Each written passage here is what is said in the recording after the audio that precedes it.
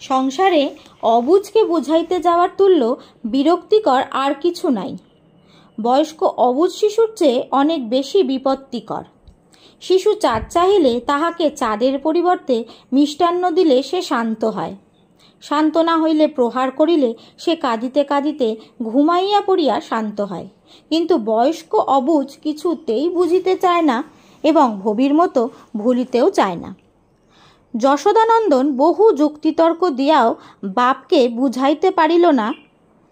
অবশেষে যাহাকে বলে তিক্ত বিরক্ত তাই হইয়া সে বলিল, তবে তুমি যা মন তাই করগে, যাও, দুটো হাতি কিনে আনোগে। কল্পিত হাতি দুইটা বোধ করি সুর ঝাড়িয়া রংলালের গায়ে জল ছিটাইয়া দিল। রংলাল রাগিয়া আগুন হইয়া উঠিল, ছেলের মুখের দিকে চাহিয়া রহিল। তারপর অকস্মাৎ হাতের হুকাটা সজোরে মাটির উপর আছাড় মারিয়া ভাঙিয়া ফেলিয়া বলিল, এই নে। যশোদা অবাক হইয়া বাপের মুখের দিকে চাহিয়া রহিল। রংলাল বলিল, হাতি হাতি? বলি, ওরে হারামজাদা, কখন আমি হাতি কিনব বলেছি? যশোদা এ কথারও কোনো জবাব দিল না। সেও রাগে ফুলিতেছিল। গুম হইয়া সে বসিয়া রহিল। রংলাল এতক্ষণে বোধ হয় হাতি কেনা কথাটার একটা জবাব খুঁজিয়া পাইয়াছিল। সেও এবার শ্লেষপূর্ণ স্বরে বলিল, হাতি কেন, দুটো ছাগল কিনবি বরং। ফলাও চাষ হবে, বাঁশের ঝাড়ের মতো ধানের ঝাড় হবে, 3 হাত লম্বা লম্বা শীষ।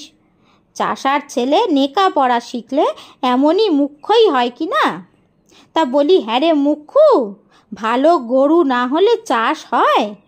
লাঙল মাটিতে ঢুকবে 1 হাত করে, 1 হেঁটো মাটি হবে গদগদে মোলাম ময়দার মতো, তবে তো ধান হবে, ফসল হবে।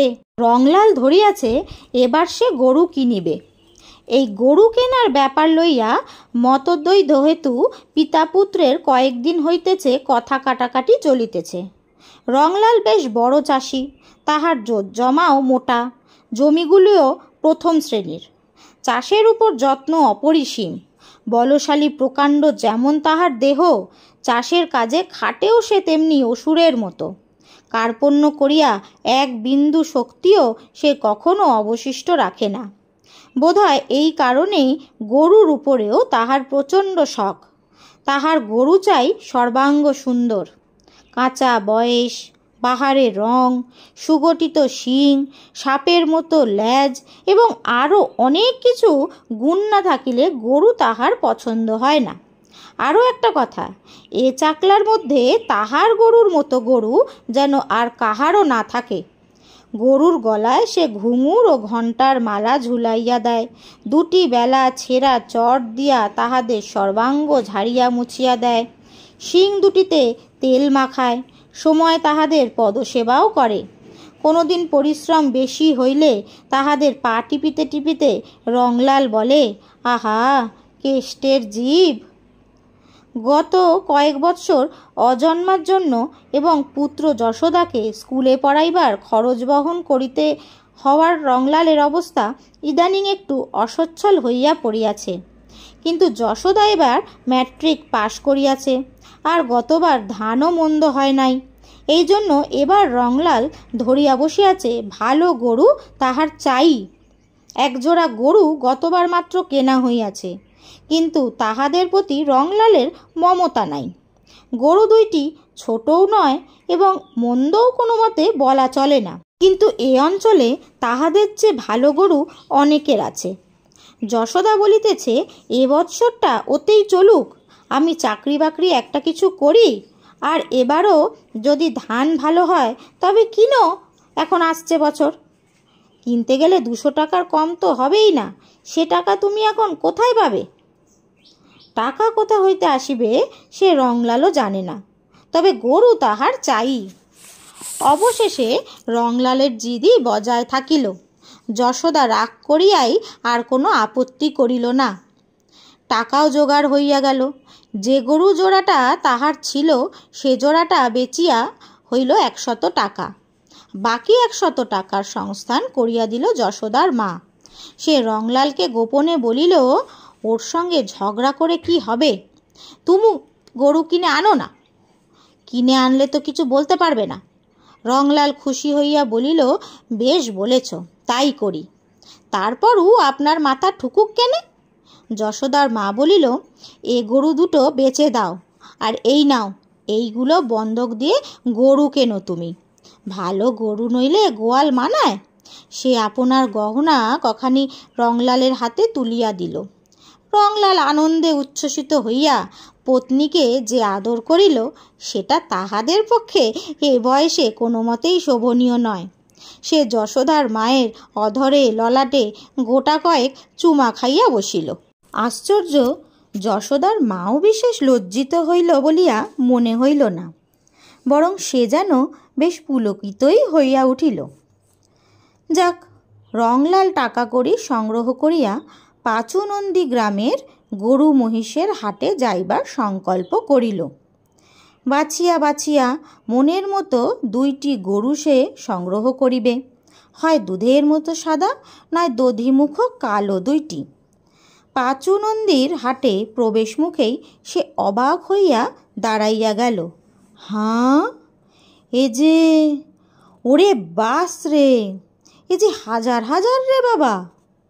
হাজার হাজার না হইলেও গরু মহিষ 2 মিলিয়া 1000 খানেক আমদানি পাঁচুনন্দীর হাটে হয়, আর মানুষ তেমনি অনুপাতে জুটিয়াছে। গরু মহিষের চিৎকারে, মানুষের কলরবে সে অদ্ভুত চিৎকার ধ্বনিত হইতেছে। মাথার উপর সূর্য তখন মধ্যাকাশে। যেখানটায় জানোয়ার কেনাবেচা হইতেছে সেখানে 1 ফোঁটা ছায়া কোথাও নাই। মানুষের সেদিকে ভ্রুক্ষেপও নাই। তাহারা অক্লান্তভাবে ঘুরিতেছে। রংলাল সেই ভিড়ের মধ্যে মিশিয়া গেল।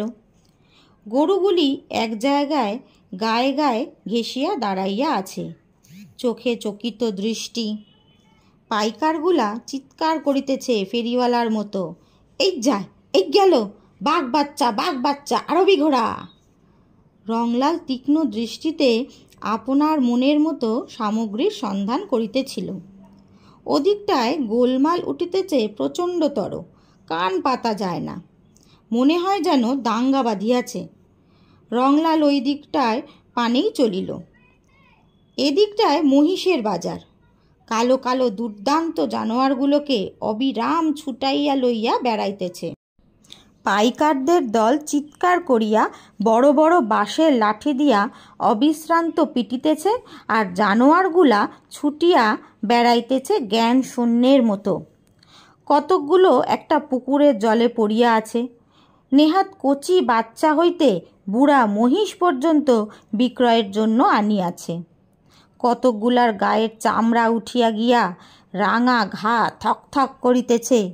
আরও একটু দূরে আমগাছ ঘেরা একটা পুকুরের পাড়েও লোকের ভিড়।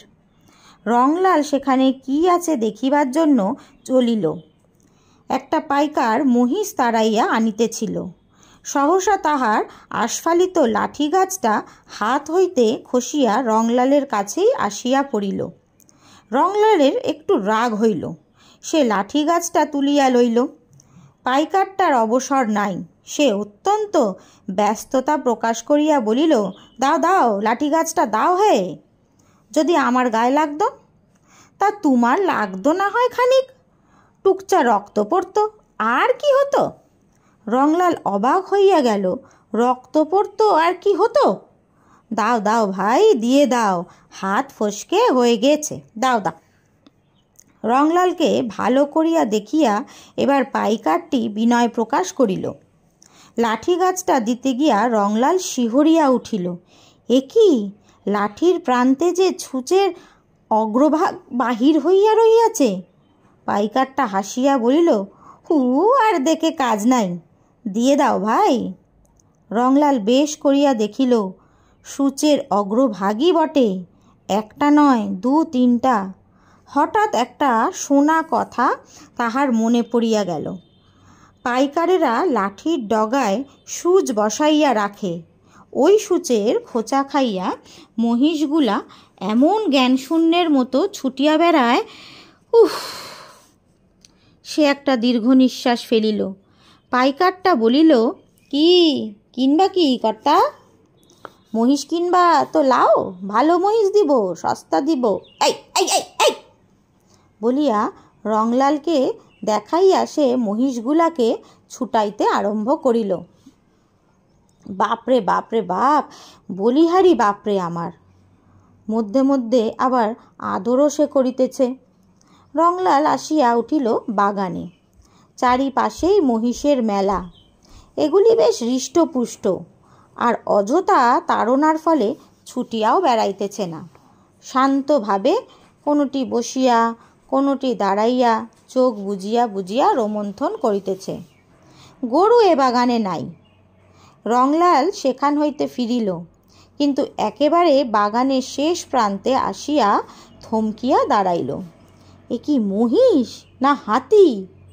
এত প্রকাণ্ড বিপুলাকায় মহিষ রংলাল কখনো দেখে নাই। কয়েকজন লোকও সেখানে দাঁড়াইয়াছিল। একজন বলিতেছে, এ মোষ কে লেবে বাবা?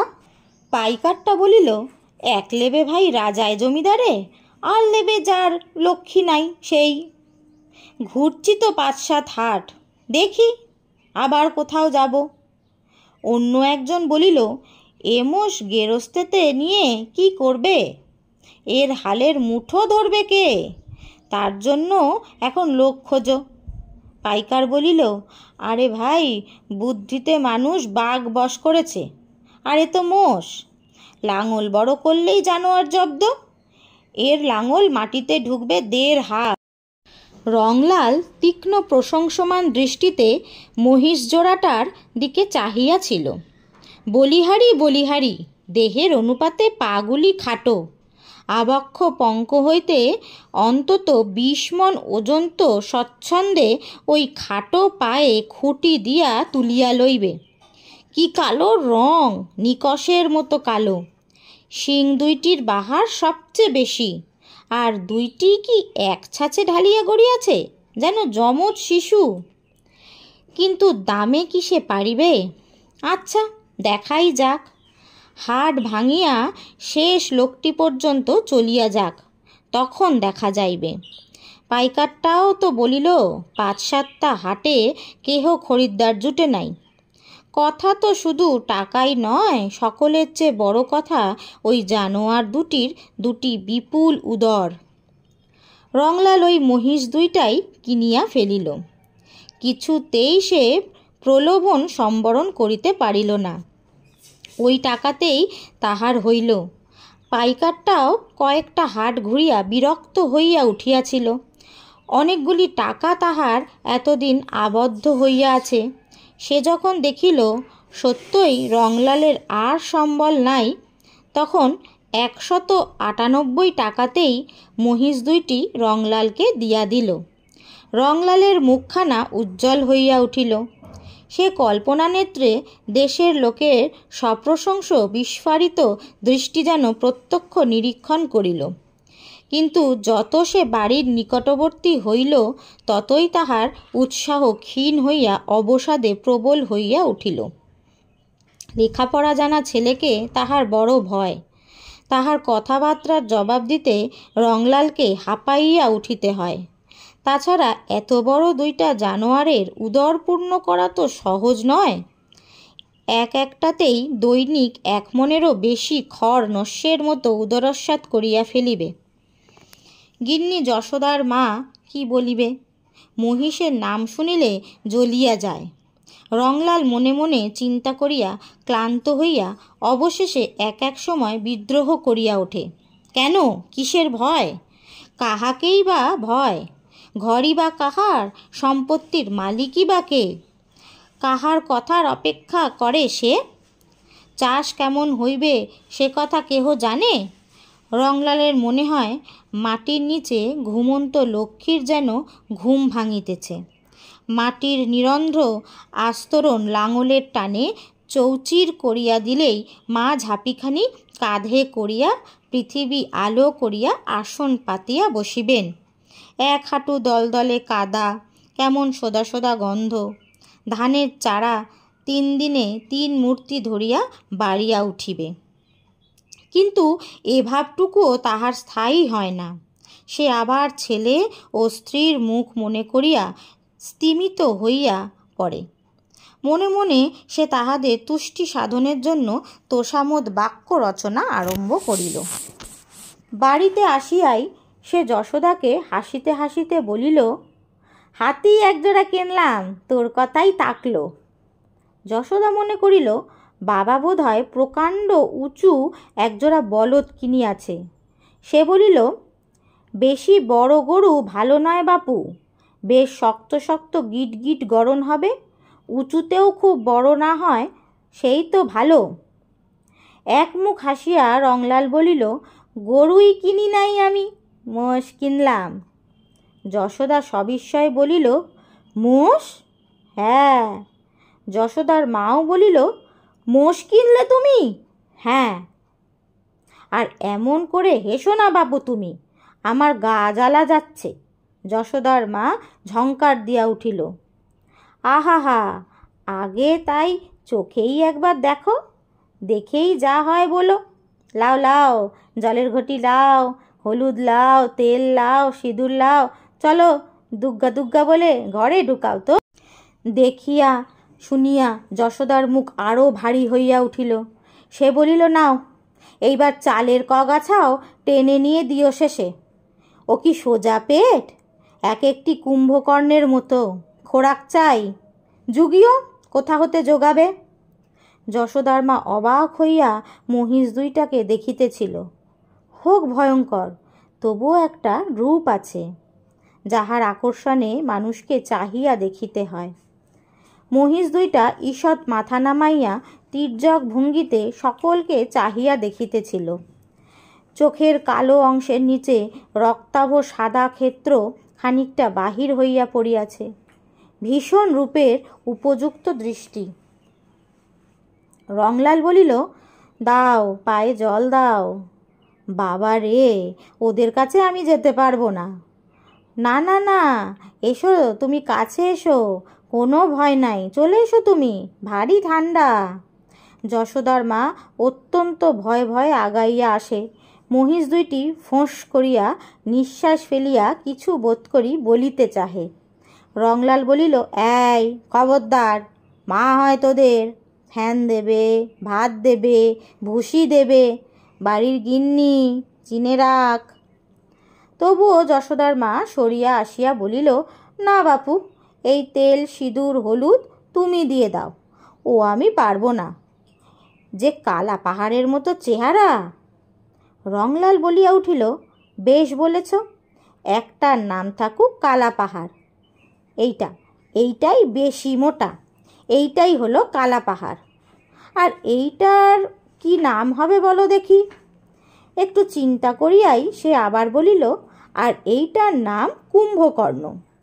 যশোদা বলেছে, বেশ বলেছে। যশোদার মাও খুশি হইয়া উঠিল, কিন্তু যশোদা খুশি হইল না। রংলাল বিরক্ত হইয়া বলিল, গোমরা মুখ আমি দেখতে নারি, সে গুরুই হোক আর গোসাই হোক। রংলাল কালা পাহাড়ের পিঠে চড়িয়া কুম্ভকর্ণকে তাড়া দিতে দিতে তাহাদের নদীর ধারে চড়াইতে লইয়া যায়। ফেরে বেলা 3টায়। শুধু যে এটা খড় বাঁচাইবার জন্যই সে করে তা নয়, এটা তাহাকে নেশার মতো পাইয়া বসিয়াছে। বাড়ির সমস্ত লোক ইহার জন্য বিরক্ত, এমনকি যশোদার মা পর্যন্ত বিরক্ত হইয়া উঠিয়াছে। রংলাল হাসিয়া বলে, এবার খড় কত টাকার বেচি তা দেখো, খড় বেচে এবার একখানা গয়না তোমার হবে। যশোদার মা বলে, গয়নার জন্য আমার ঘুম হয় না, না তোমাকে দিনরাত আগুনের ছেকা দিই, বলো। যশোদা বলে, যাবে কোন দিন সাপের কামড়ে কিংবা বাঘের পেটে। সত্য কথা, নদীর ধারে সাপের উপদ্রব খুব, এবং বাঘও মাঝে মাঝে 2-1টা ছটকাইয়া আসিয়া পড়ে। রংলাল সেসব গ্রাহ্যই করে না। সে নদীর ধারে গিয়া একটা গাছতলায় গামছা বিছাইয়া শুইয়া পড়ে। মহিষ দুইটা ঘাস খাইয়া বেড়ায়। উহারা দূরে গিয়ে পড়িলে সে মুখে এক বিচিত্র শব্দ করে, আ আ, অবিকাল মহিষের ডাক। দূর হইতে সে শব্দ শুনিয়া কালাপাহাড় ও কুম্ভকর্ণ ঘাস খাওয়া ছাড়িয়া মুখ উঁচু করিয়া শোনে। তারপর উহারাও ওই আ আ শব্দে সাড়া দিতে দিতে দ্রুত বেগে হেলিয়া দুলিয়া চলিয়া আসে। কখনো কখনো বা ছুটিতে আরম্ভ করে। রংলালের কাছে আসিয়া তাহার মুখের দিকে চাহিয়া দাঁড়ায়, যেন প্রশ্ন করে, ডাকিতেছ কেন? রংলাল দুইটার গালেই দুই হাতে একটি করিয়া চর বসাইয়া দিয়া বলে, পেটে তোদের আগুন লাগুক, খেতে খেতে কি বেলাত চলে যাবি না কি? এই কাছে পিঠে চড়ে খা। মহিষ দুইটা আর যায় না। তাহারা সেইখানেই শুইয়া পড়িয়া চোখ বুজিয়া রোমন্থন করে। কখনো বা নদীর জলে আকণ্ঠ ডুবিয়া বসিয়া থাকে। রংলাল ডাকিলে জলসিক্ত গায়ে উঠিয়া আসে। মাঠে যখন সে লাঙল চালায় তখন প্রকাণ্ড বড় লাঙলখানা সজোরে মাটির বুকে চাপিয়া ধরে। কালাপাহাড় ও কুম্ভকর্ণ অবলীলাক্রমে টানিয়া চলে। প্রকাণ্ড বড় বড় মাটির চাই দুই ধারে উল্টাইয়া পড়ে। এক হাতেরও উপর গভীর তলদেশ উন্মুক্ত হইয়া যায়। প্রকাণ্ড বড় গাড়িটায় একতলা ঘরের সমান উঁচু করিয়া ধানের বোঝা চাপাইয়া দেয়। লোক সবিস্ময়ে দেখে, রংলাল হাসে। মধ্যে মধ্যে কালাপাহাড় ও কুম্ভকর্ণকে লইয়া বিষম বিপদ বাঁধিয়া ওঠে। একদিন তাহাদের মধ্যে কি মন্বন্তর যে ঘটে! উহারা দুইটা যুদ্ধমান অসুরের মতো সামনাসামনি দাঁড়াইয়া ক্রোধে ফুলিতে থাকে। মাথা নিচু করিয়া আপন আপন শিং উদ্যত করিয়া সম্মুখের দুই পা মাটিতে ঠুকিতে আরম্ভ করে। তারপরই যুদ্ধ আরম্ভ হইয়া যায়। এক রংলাল ছাড়া সে সময় আর কেহ তাহাদের মধ্যে যাইতে সাহস করে না। রংলাল প্রকাণ্ড এক গাছ বাঁশের লাঠি হাতে নির্ভয়ে উহাদের মধ্যে পড়িয়া দুর্দান্তভাবে দুইটাকেই পিটিতে আরম্ভ করে। প্রহারের ভয়ে দুইটাই সরিয়া দাঁড়ায়। রংলাল সেদিন দুইটাকেই সাজা দেয়। পৃথক গোয়ালে তাহাদের আবদ্ধ করিয়া অনাহারে রাখে। তারপর পৃথকভাবেই তাহাদের স্নান করাইয়া পেট ভরিয়া খাওয়াইয়া তবে একসঙ্গে মিলিতে দেয়। সঙ্গে সঙ্গে অনেক উপদেশও দেয়। ছি, ঝগড়া করতে নাই, একসঙ্গে মিলেমিশে থাকবি তবে তো। যাক, বৎসর তিনেক পর অকস্মাৎ একদিন একটা দুর্ঘটনা ঘটিয়া গেল। গ্রীষ্মের সময় রংলাল নদীর ধারে বেশ একটি কুঞ্জবনের মতো গুলমাচ্ছাদনের মধ্যে নিশ্চিন্ত নিদ্রায় মগ্ন ছিল। কালাপাহাড় ও কুম্ভকর্ণ অদূরেই ঘাস খাইতেছে। অকস্মাৎ একটা বিজাতীয় ফ্যাঁস ফ্যাঁস শব্দে ঘুম ভাঙিয়া চোখ মেলিয়াই রংলালের রক্ত হিম হইয়া গেল। নিবিড় গুল্মবনটার প্রবেশপথের মুখেই একটা চিতাবাঘ হিংস্র দৃষ্টিতে তাহারই দিকে চাহিয়া আছে। হিংস্র লোলুপতায় তাহার দাঁতগুলা বাহির হইয়া পড়িয়াছে। সে ফ্যাঁস ফ্যাঁস শব্দ করিয়া বোধহয় আক্রমণের সূচনা করিতেছে। রংলাল ভীরু নয়। সে পূর্বে পূর্বে কয়েকবার চিতাবাঘ শিকারে একটা বিশেষ অংশগ্রহণ করিয়াছে।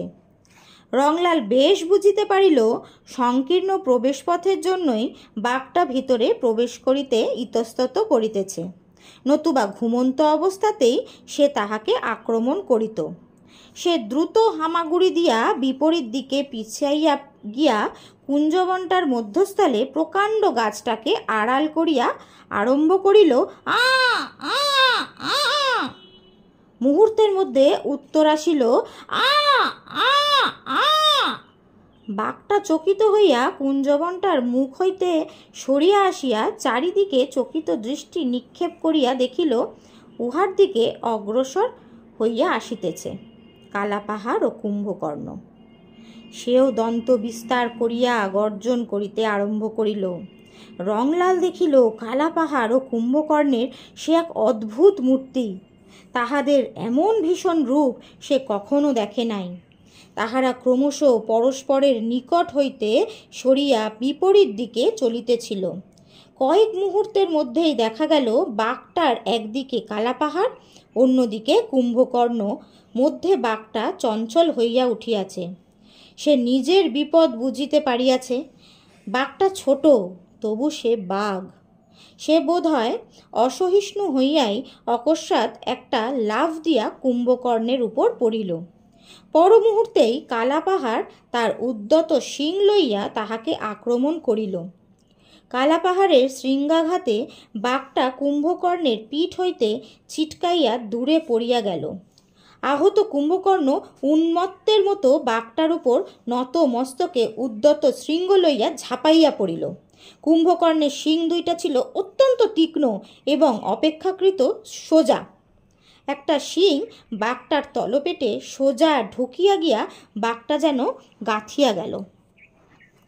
মরণ যন্ত্রণা কাতর বাঘটাও দারুণ আক্রোশে তাহার ঘাটটা কামড়াইয়া ধরিল। ওদিক হইতে কালাপাহাড়ও আসিয়া বাঘটার উপর শৃঙ্গাঘাত আরম্ভ করিল। রংলালও তখন বাহির হইয়া আসিয়াছে। সেও দারুণ উত্তেজনায় জ্ঞানশূন্যের মতো চালাইতে আরম্ভ করিল তাহার বাঁশের লাঠি। কিছুক্ষণের মধ্যেই যুদ্ধমান দুইটা জন্তুই মাটিতে গড়াইয়া পড়িল। বাঘটার প্রাণ তখনও থাকিলেও সে অত্যন্ত ক্ষীণ। শরীরে শুধু দুই একটা অতি ক্ষীণ আক্ষেপ মাত্র স্পন্দিত হইতেছিল। কুম্ভকর্ণ পড়িয়া শুধু হাঁপাইতেছিল। তাহার দৃষ্টি রংলালের দিকে। চোখ হইতে দর দর ধারে জল গড়াইতেছে। রংলাল বালকের মতো কাঁদিতে আরম্ভ করিল। বিপদ হইল কালাপাহাড়কে লইয়া। সে অবিরাম আ আ করিয়া চিৎকার করে আর কাঁদে। রংলাল বলিল, জোর নইলে ও থাকতে পারছে না। জোর একটা এই হাটেই কিনতে হবে। পর হাটেই সে অনেক দেখিয়া শুনিয়া চড়া দামে জোর কিনিয়া ফেলিল। টাকা লাগিল অনেক। একটারই দাম দিতে হইল 150 টাকা। কিন্তু তাও কালাপাহাড়ের যোগ্য সাথী হইল না। তবে এটার বয়স এখনো কাঁচা, এখনো বাড়িবে। ভবিষ্যতে 2-1 বৎসরের মধ্যেই কালাপাহাড়ের সমকক্ষ হইবে বলিয়াই মনে হয়। এই তো সবে 4খানি দাঁত উঠিয়াছে। কালাপাহাড় কিন্তু তাহাকে দেখিবা মাত্র ক্রুদ্ধ হইয়া উঠিল। সে শিং বাঁকাইয়া পা দিয়া মাটি খুঁড়িতে আরম্ভ করিল। রংলাল তাড়াতাড়ি কালাপাহাড়কে শিকলে আবদ্ধ করিয়া দূরে বাঁধিয়া বলিল, পছন্দ হচ্ছে না বুঝি ওকে? না, ওসব হবে না। মারলে হাড় ভেঙে দেব তোমার তাহলে। হ্যাঁ। নতুনটাকেও বাঁধিয়া জাপ দিয়া সে বাড়ির ভিতর আসিয়া স্ত্রীকে বলিল, কালাপাহাড় তো ক্ষেপে উঠেছে একে দেখে। সে রাগ কত। যশোদার মা বলিল, আহা বাপু, কুম্ভকর্ণকে বেচারা ভুলতে লাগছে। কতদিনের ভাব।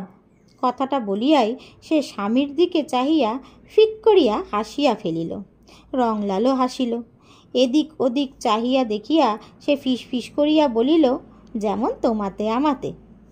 মরণ তোমার, কথার ছিরি দেখো কেন? ওরা হলো বন্ধু। তা বটে। রংলাল পরাজয় মানিয়াও পুলকিত না হইয়া পারিল না। তারপর বলিল, ওটো ওটো, চলো, জল তেল সিঁদুর হলুদ নিয়ে চলো। ঠিক এই সময়ই বাড়ির রাখালটা ছুটিয়া আসিয়া বলিল, ওগো মোড়লমশাই, শিগগির এসো গে, কালাপাহাড় নতুনটাকে মেরে ফেলালে। সে কি রে, শিকল দিয়ে বেঁধে এলাম যে। রংলাল ছুটিয়া বাহির হইয়া গেল। রাখালটাও পিছনে পিছনে আসিতে আসিতে বলিল, গোঁজ উপড়ে ফেলাইছে মশাই, আর যে গাংড়াচ্ছে, এতক্ষণ হয়তো মেরেই ফেলালে। রংলাল আসিয়া দেখিল রাখালটার কথা এক বিন্দুও অতিরঞ্জিত নয়। শিকল সমেত খুঁটটাকে উপড়াইয়া সে আবদ্ধ নতুন মহিষটাকে দুর্দান্ত ক্রোধে আক্রমণ করিয়া প্রহার করিতেছে। নতুনটা একে কালাপাহাড় অপেক্ষা দুর্বল এবং এখনও তাহার বাল্যবয়স উত্তীর্ণ হয় নাই। তাহার উপর আবদ্ধ অবস্থায় একান্ত অসহায়ের মতো পড়িয়া গিয়া সে শুধু কাতর আর্তনাদ করিতেছে। রংলাল লাঠি মারিতে আরম্ভ করিল, কিন্তু তবু কালাপাহাড়ের গ্রাহ্য নাই। সে নির্মমভাবে নবাগতকে আঘাত করিতেছিল। বহু কষ্টে যখন কালাপাহাড়কে কোনো রূপে আয়ত্তাধীন করা গেল, তখন নতুন মহিষটায় শেষ অবস্থা। রংলাল মাথায় হাত দিয়া বসিয়া পড়িল।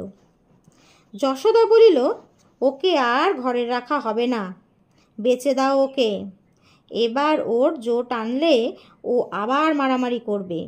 ও মহিষ গরম হয়ে গিয়েছে। রংলাল কথার উত্তর দিতে পারিল না। সে নীরবে ভাবিতেছিল, যশোদার কথার জবাব নাই।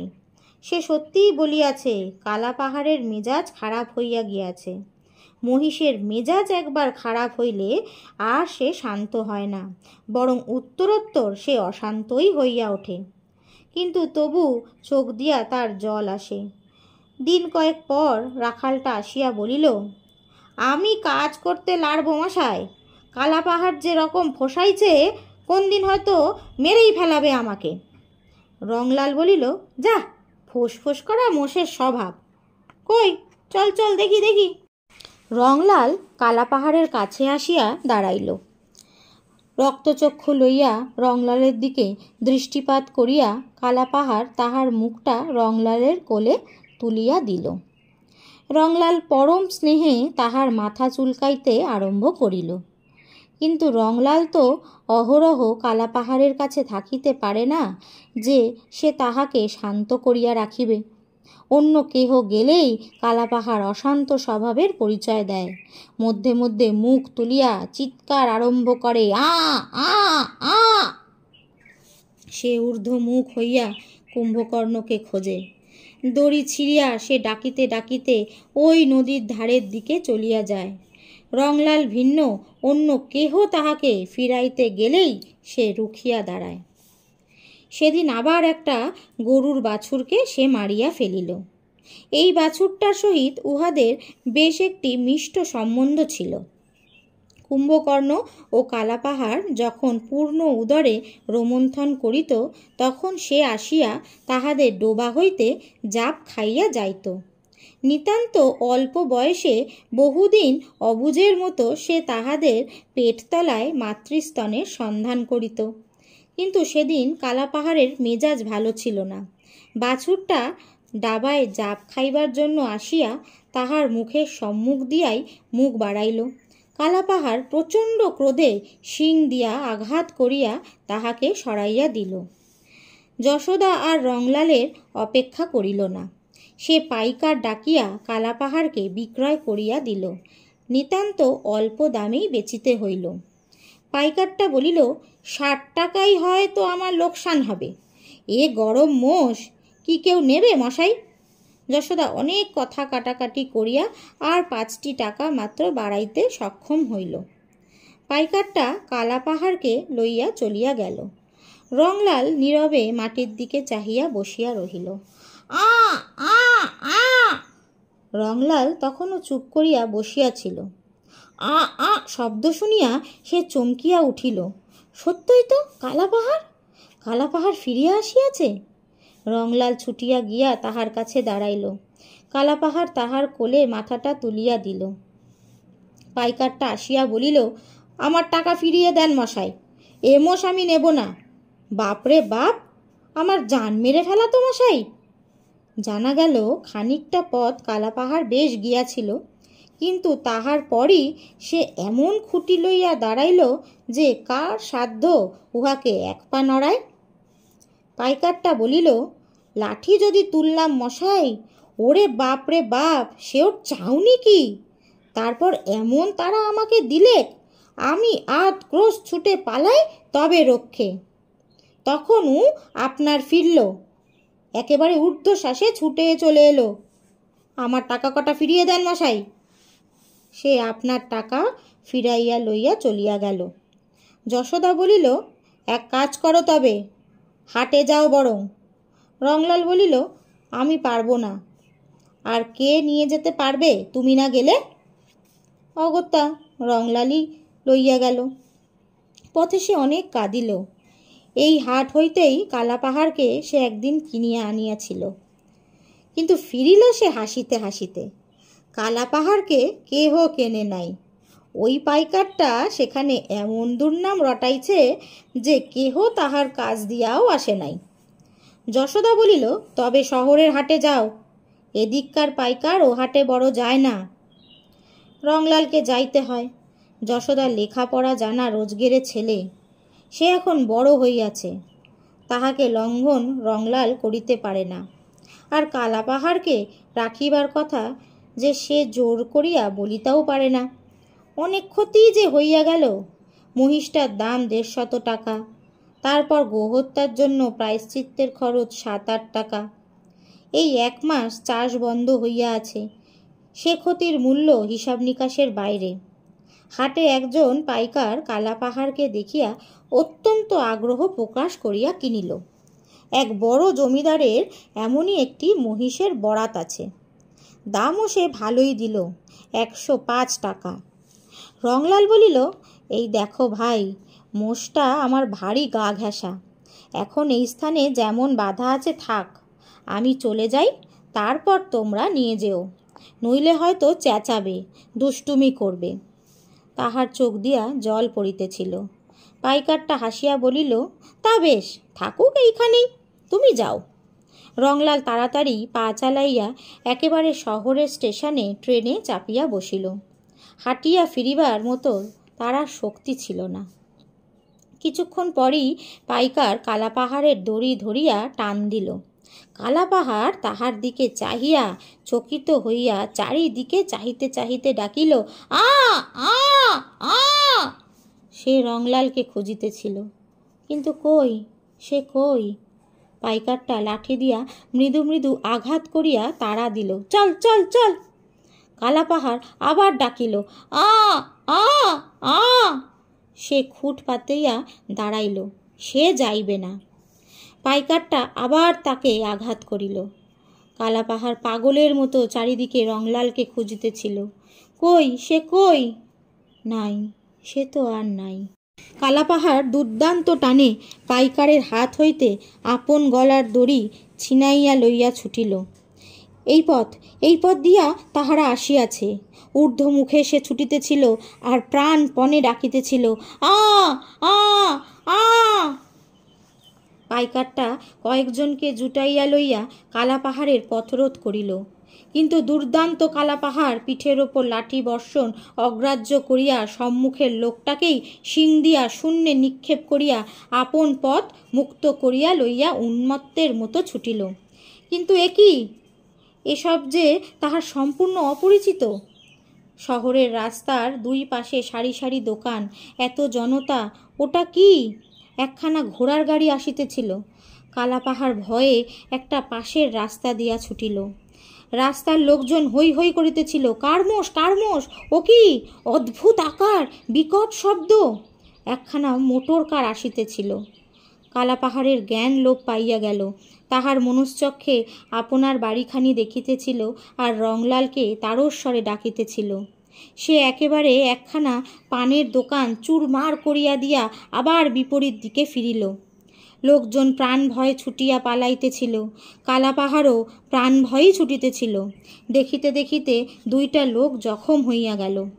কালাপাহাড় ছুটিতেছে আর রংলালকে ডাকিতেছে, আ আ আ। কিন্তু একই, ঘুরিয়া ফিরিয়া সে কোথায় যাইতেছে? কোথায়, কত দূরে তাহার বাড়ি? আবার সেই বিকট শব্দ, সেই অপরিচিত জানোয়ার। এবার সে ক্রুদ্ধ বিক্রমে তাহার সহিত লড়িবার জন্য দাঁড়াইল। মোটরখানাও তাহারই সন্ধানে আসিয়াছে। পুলিশ সাহেবের মোটর, পাগলা মহিষের সংবাদ পৌঁছিয়া গিয়াছে। মোটরখানাও দাঁড়াইল, কালাপাহাড়ের প্রচণ্ড বিক্রমে অগ্রসর হইল। কিন্তু তাহার পূর্বেই ধ্বনিত হইল একটা বিকট কঠিন উচ্চ শব্দ। কালাপাহাড় কিছু বুঝিল না, কিন্তু অত্যন্ত কঠিন নিদারুণ যন্ত্রণা। মুহূর্তের জন্য, তারপর সে টলিতে টলিতে মাটিতে লুটাইয়া পড়িল। সাহেব রিভলভারটা খাপে পুরিয়া সঙ্গের কনস্টেবলকে নামাইয়া দিলেন। বলিলেন, ডোমলক্ষ্য বোলাও। নমস্কার, এতক্ষণ আপনারা শুনছিলেন তারাশঙ্কর বন্দ্যোপাধ্যায়ের রচিত কালাপাহাড়। গল্প পাঠিকা শ্বেতা পাল।